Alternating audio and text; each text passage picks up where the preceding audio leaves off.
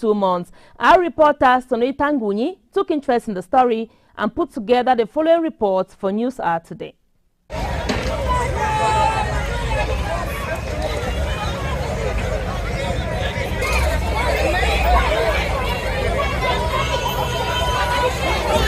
This is how Boya woke up this morning.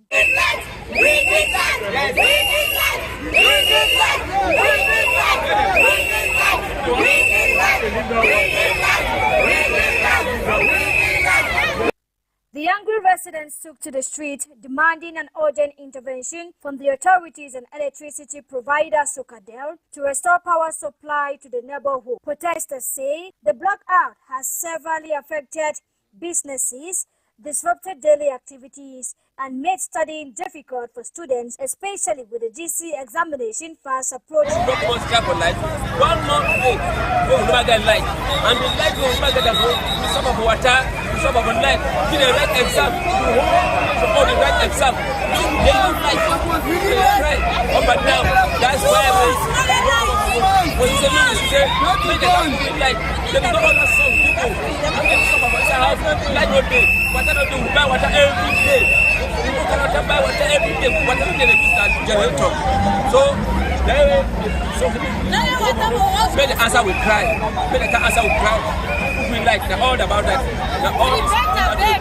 Students in the area also expressed concerns over the situation, saying the lack of electricity is affecting their preparations ahead of the upcoming examination. Now, so we get about 2 months, no light for inside our street, so we don't come and protest. We don't get water. We don't get water. We go buy water. We don't get like water. No, this is one light. Water.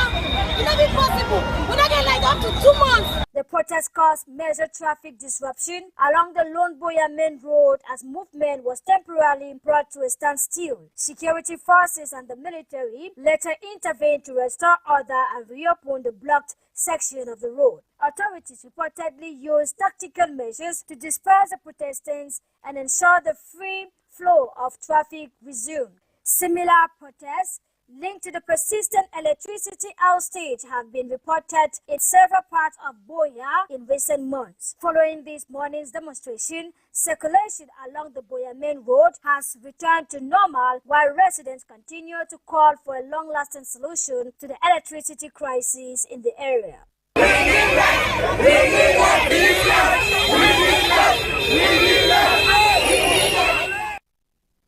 Many thanks, Sonita Ngunyi. As we told you in one of our top stories, as the Boya population and the Muslim community prepare to celebrate the Feast of the Sacrifice, the spiritual aspect is not left out, says the Imam of the Boya Central Mosque, Alhaji Mohammed Abubakar.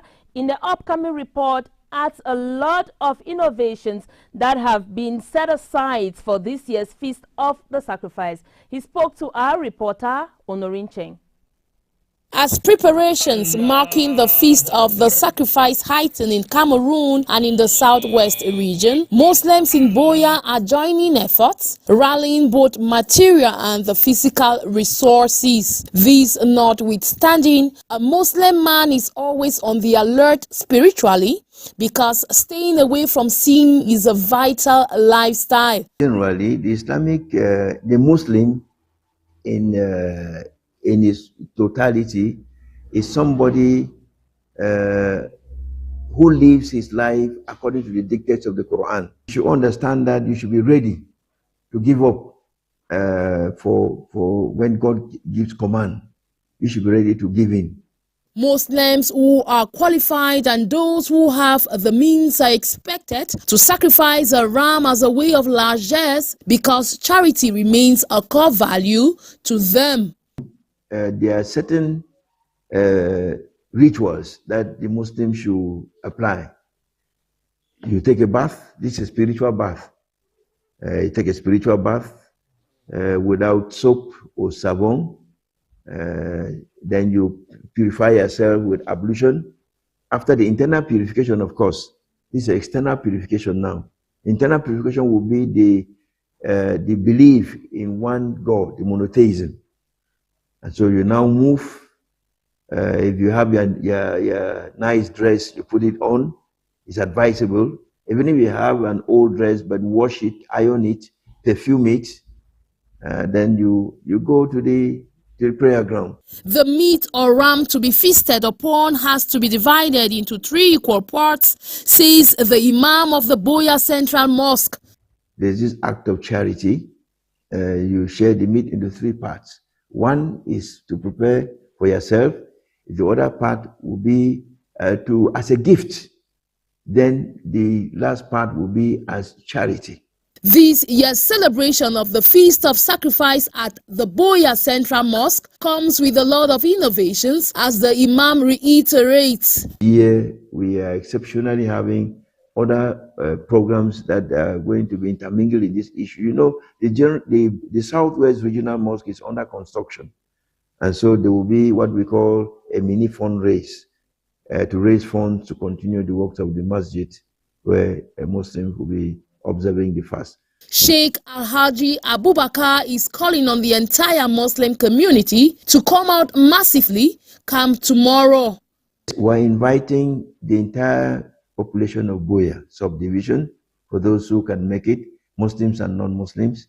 And so our expectations will be that people should live in harmony. People should live friendly. People should look at other human beings as preferring, that is, you prefer for your brother what you prefer for yourself. The Feast of the Sacrifice is expected to begin this evening, with the primary day of celebration falling tomorrow.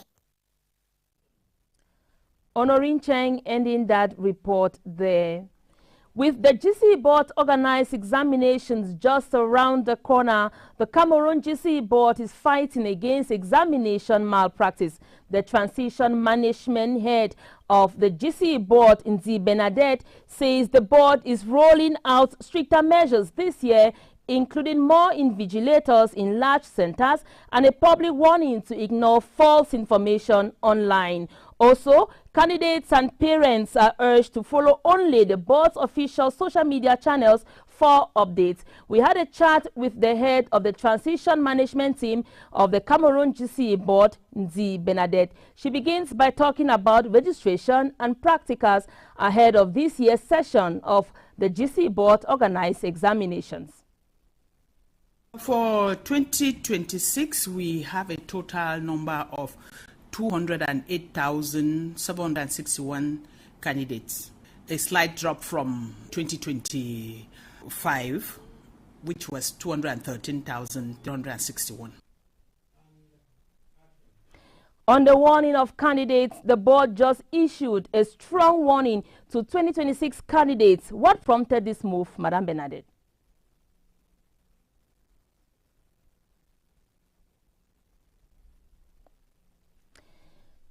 We are expecting to connect with the transition management head of the Cameroon GC board to tell us about the warning to candidates regarding in-house camera in examination halls, and we want to find out from her what prompted this move.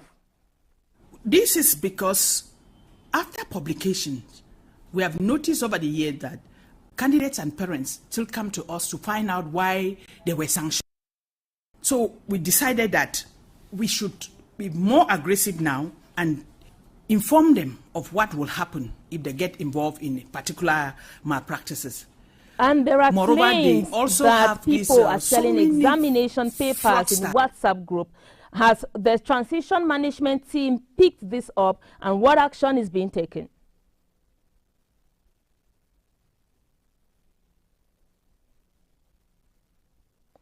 We look forward to listening to the transition management head of the Cameroon GC board regarding measures that are being taken following persons who claim to sell examination papers in different WhatsApp groups. Madame Nzi Bernadette, we look forward to hearing from you. Like you have said, these assertions are actually would look to some people as if they are out of place because it is not something that we're supposed to be doing. This assertion to us is just rhetoric. The GCE board intends to make the public know that we know that these assertions are going on, and it is our duty as an assessment body to make sure that certificates don't get into the hands of people who don't deserve it. But and we understand that many schools chase 100% pass rate, sometimes through malpractice. Flyers only one candidate. Does that mean only students will be punished in cases of malpractices?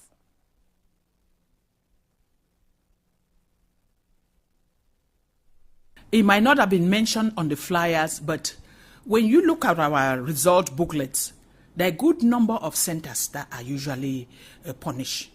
The invigilators too, inclusive. When a center is involved in examination malpractice that has been proven, there are many things that can be done to them, and that we have been doing. The center number is nullified. You will exist as a school, but will not conduct exams in your center. Sometimes we go as far as making sure that you don't register candidates again. There are some centers that have taken upon themselves to even groom people for impersonation. Such centers, we have withdrawn center numbers from them, and they are being punished. For the invigilators, we suspend them from GCE board activities and further report them to the Ministry of Secondary Education.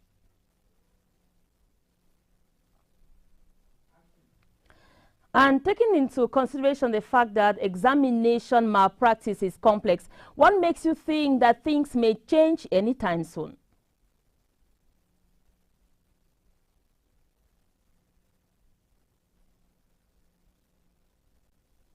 For that question, because it is necessary that we all have all hands on deck. All education stakeholders should be involved in this fight.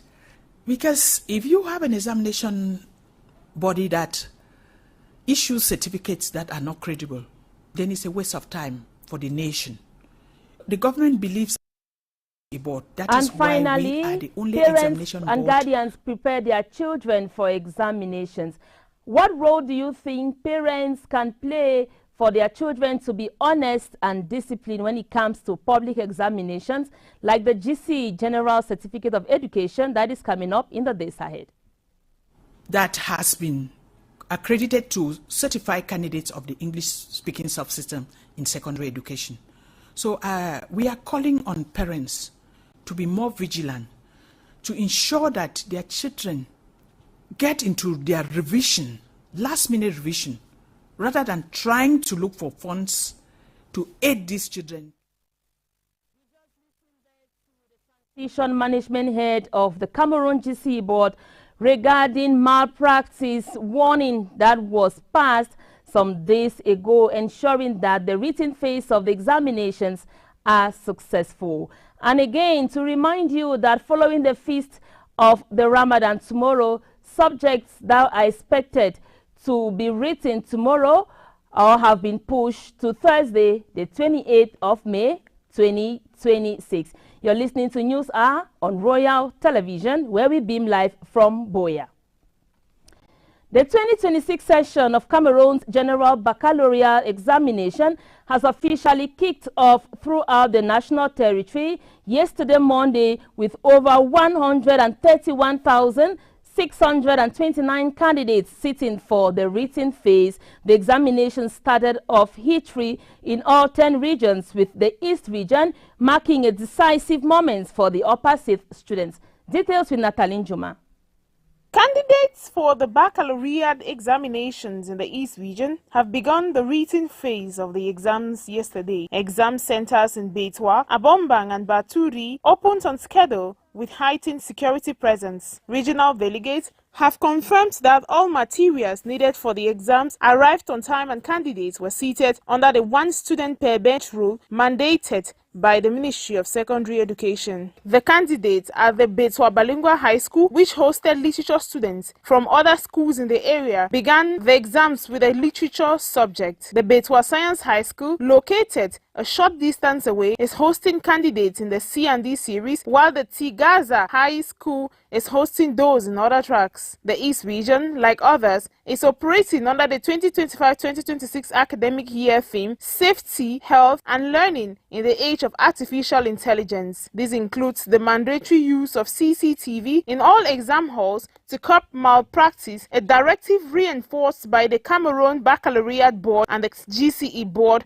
for the 2026 session. According to the 2025-2026 school calendar published by the Ministry of Secondary Education exams will run from May 13 to July 31st, 2026. The baccalaureate written exams are scheduled to run for a period of 6 days, with practical and oral examinations having preceded earlier in May. Candidates across the country are expected to complete the written 10th phase of the baccalaureate exams by May 30th, 2026, where results are anticipated by late July, consistent with the national exam timeline. Meantime, the ministry has warned against fraud and urged candidates to rely on their preparation and not leaked content, while security forces remain deployed around centers nationwide to ensure order. Natalie Njuma ending that report. And over the years, examination fraud has been on the rise during GCE exams. To curb this malpractice, the GCE board, in collaboration with the Ministry of Secondary Education, has decided to intensify the use of surveillance cameras in GCE accommodation centers. Details with Mwambo William. Every June, thousands of young Cameroonians see the GCE. Every July, we celebrate results. But every year, we whisper the same questions. How many of those A grades were bought, leaked, or copied? Examination malpractices is no longer a secret. It is an industry. And if the GCE loses credibility, Cameroon loses more than certificate. We lost trust in merit itself. So we ask, what went wrong? What's been done? And what must be done? The Ministry of Secondary Education and the Cameroon General Certificate of Education Board recently came out with strategies to intensify the fight against examination malpractices. The introduction and intensification of the use of surveillance camera is seen as a solution to examination malpractices. But this cannot be enough strategy. When a question paper leaks at 2 a.m., when an invigilator sells answers for 50,000 francs, when a candidate hires a mercenary to sit the GCE, we call it examination malpractice. That is a lie. It is not malpractice. It is economic sabotage. It is intellectual fraud. It is the slow assassination of Cameroon. And if we do not name it correctly, we will never punish it correctly. Imagine the candidate who buys paper 2 or paper 3 becomes the medical student who cannot diagnose malaria. He becomes the engineer who approves a collapsing bridge. He becomes the magistrate who sells judgments. When teachers teach students to pass examination, not to give knowledge, and markers recycle predictable questions, we train a generation to memorize, not to solve. Then we wonder why we import toothpicks. Today, the Anglophone crisis has affected exams in general. In the Northwest and Southwest, cluster centers exist because schools were burnt. Desperate candidates copy to survive. But when those same candidates enter the civil service on fake merit, grievance tends to governance failure. The crisis feeds the fraud, and the fraud feeds the crisis. Looking at what examination malpractice causes Cameroon, this is not morality. This is about gross domestic product, GDP. The GCE is Cameroon's international currency. When Oxford, Cape Town, or Dakar doubts our A-level, every legitimate Cameroonian graduate pays the exchange rate. Your child's authentic 3A grades is now worthless. We are printing certificates the world won't cash. A nation that cannot trust its exams, cannot trust its army, its pilots, its judges. Exam fraud is a national security breach. We screen for bombs at airports, but not for fraud in the civil service exams. To candidates, markers, invigilators planning to cheat, you are not cheating the education ministries, nor the GCE board, nor the state. You are poisoning the well your own children will drink from. To the state, your new measures are strong, but until you pay, equip, and inspire the school system, you are arresting the smoke while feeding the fire. GCE must be protected because when the exam fails, the nation fails.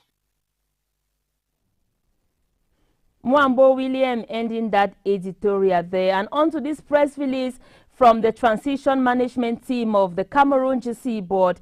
It says the transition management team of the Cameroon GCE board hereby informs the entire education community and particularly GCE and TVE candidates of the 2026 practical examinations that due to the Feast of Tabaski on Wednesday the 27th of May 2026, all GCE board examinations previously scheduled for Wednesday the 27th of May 2026, that is 0740/3/G3 Food Science and Nutrition and 7155/3/G3 Engineering Science shall now be written on Thursday the 28th of May 2026. The rest of the timetables remain unchanged. It is signed Transition Management Head of the Cameroon GCE Board, Ndi Bernadette. You're listening to News Hour on Royal Television. If you're just tuning in, we are beaming live from Boya. We want to take you out of the country now. And in foreign news, the growing political rift in Senegal is threatening to trigger a constitutional crisis as former Prime Minister Ousmane Sonko eyes a parliamentary comeback following his dismissal by President Diomaye Faye, and the Republic of Congo has taken a bold step towards African integration by opening its borders to citizens from across the continent. Nanga Sonia has a foreign page.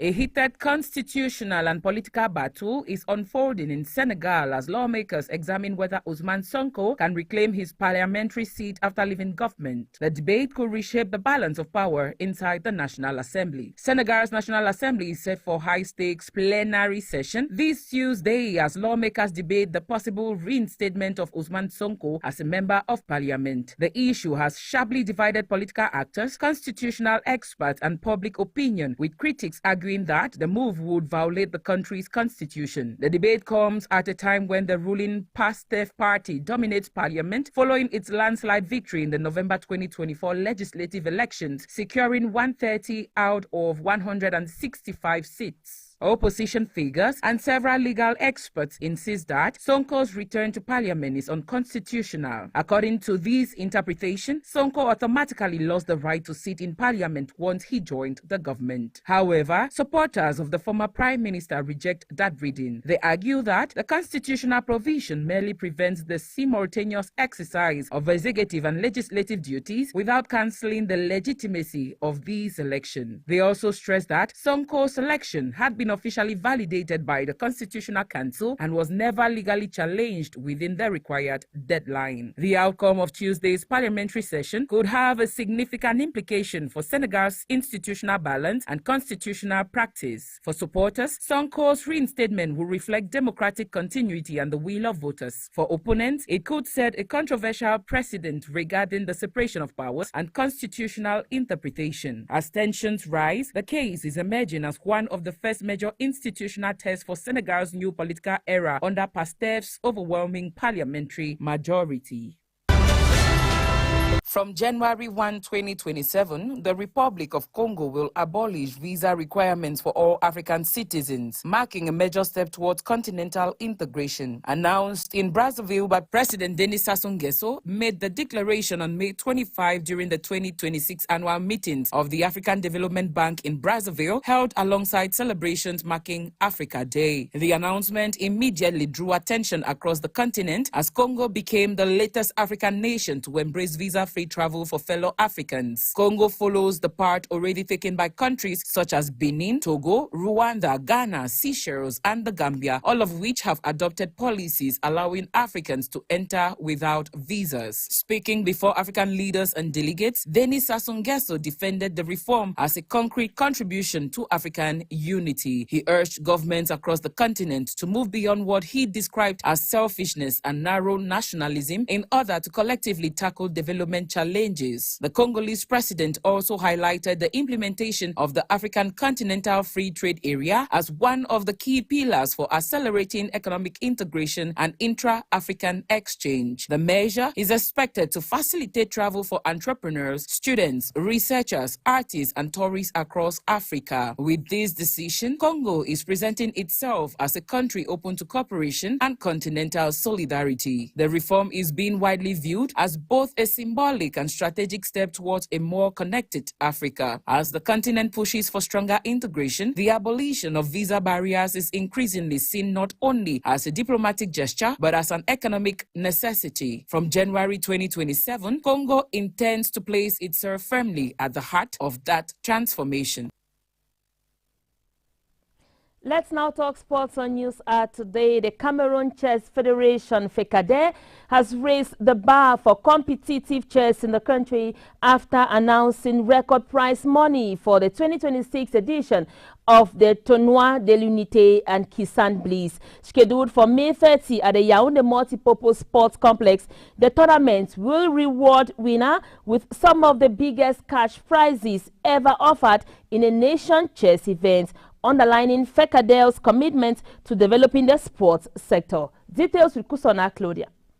The countdown is on for the 2026 Tournoi de l'Unité and Kisan Blitz, with Cameroon Chess Federation unveiling an attractive prize package aimed at encouraging participation and rewarding excellence. The competition will take place on Saturday, May 30, 2026 at the Yaoundé Multipurpose Sports Complex and is expected to attract top chess players from across the country. According to FECADE, the open category winner will walk away with a grand prize of over 860,000 francs, making it the most lucrative category of the tournament. In the women's category, the champion will receive 300,000 francs, while the winner of the youth and veterans category will earn 225,000 each. These unprecedented rewards highlights the federation's ambition to elevate the status of chess in Cameroon and provide players with greater incentives to compete at the highest level. Beyond the financial rewards, the tournament remains a celebration of national unity and intellectual excellence.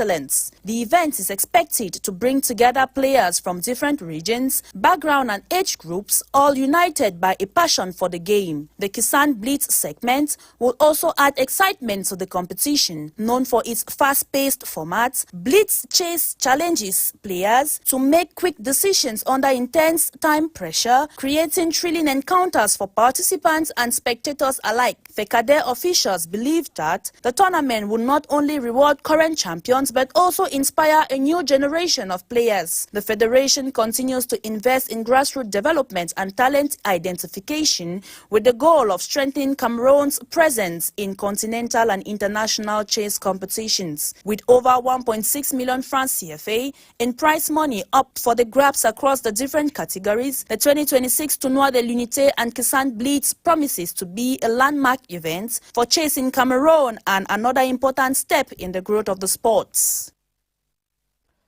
And still in sports, with less than 3 weeks to the 2026 FIFA World Cup, the Democratic Republic of Congo has maintained its preparations despite growing health concerns linked to the Ebola outbreak in the country. FECOFA officials have officially or reportedly held emergency talks with FIFA as health authorities and U.S. officials continue to monitor their situation. As you tell us, Sonita Ngonye. The Congolese Football Federation, FECOFA, is said to have engaged FIFA in urgent discussions over the impact of the Ebola outbreak on the country's participation at the upcoming World Cup in the United States. Reports indicate that FIFA has cleared the Leopards delegation to travel after reviewing strict health and safety protocols. Discussions are also underway concerning possible ticket refunds for Congolese supporters who may be denied U.S. visas due to the upcoming travel restrictions. The United States government has, however, warned that the DR Congo national team must remain in a controlled 21-day isolation bubble in Belgium before traveling to Houston for the tournament. Andrew Giuliani, executive director of the White House Task Force of the World Cup, stated that U.S. authorities had informed FIFA, FECOFA, and the Congolese government that maintaining the integrity of the team's health bubble was compulsory. U.S. officials also noted that although the DRC Congo squad will be exempted from temporary travel ban affecting people arriving from Democratic Republic of Congo, Uganda, and South Sudan, the team must still respect all preventive health measures. Despite the warning, DRC Congo officials insist there will be no changes to the team's program. The Leopards are expected to continue preparations in Belgium, including friendly matches against Denmark. In Liège, most members of the Congolese squad, including head coach Sébastien Desabre, are based in Europe. However, a planned celebratory trip to Kinshasa ahead of the tournament has reportedly been cancelled as precautionary measure. The World Health Organization recently raised the Ebola risk level in the Democratic Republic of Congo to be very high, citing concerns over the rare strength of the virus. As preparations intensify ahead of the 2026 FIFA World Cup, Democratic Republic of Congo now faces the challenges of balancing football ambitions with strict international health measures. While FIFA has reportedly authorized the team's participation, global attention remains fixed on how the Leopards navigate the Ebola situation on their road to the FIFA World Cup, especially with the fact that they might be playing the competition without fan support.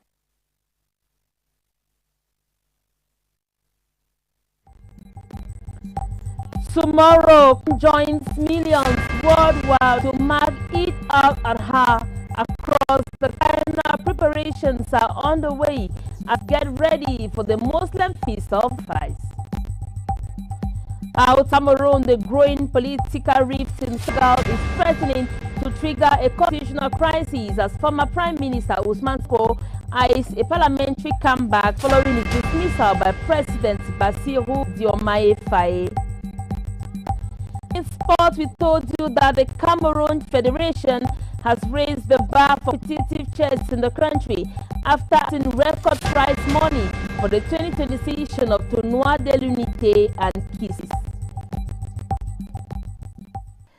Thank you so much for being here today. Catch you tomorrow, same time, same TV channel for another edition of News Hour. My name is Frida Leina, and to all the Muslim faithful, I say wassalamu alaikum warahmatullahi wabarakatuh. Have a lovely evening. Bye-bye.